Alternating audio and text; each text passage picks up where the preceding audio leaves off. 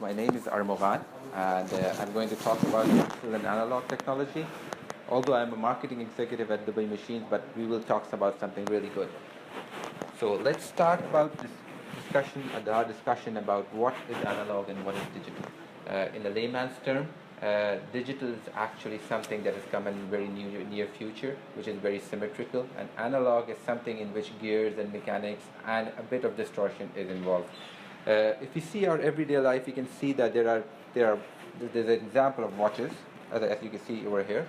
And if you can pan out, you can show to you an analog watch. Digital, analog. Analog has mechanics and gears. Digital is all based on electricity and waves and electrons coming in. Similarly, we have meters, we have games, we have our joysticks we used to play in our kiddo days on the arcade, analog and digital. But if we go back and talk about pure physics, in that terms, it's all about waves. Waves that make everything around us, could be electromagnetic, could be light, could be anything. So if I can give you an example, this is something of an analog wave. What we're talking about is a wave which comprises of small patterns which might look symmetrical, but it is in a form of an up and down crest and curve wave.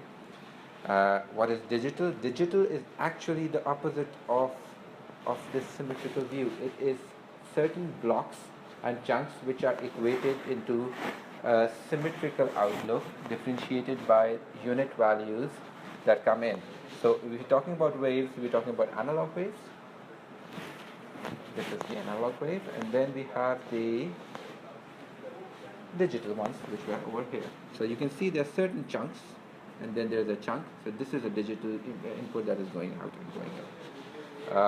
This is pretty much about it, a very small overview of what digital and analog is.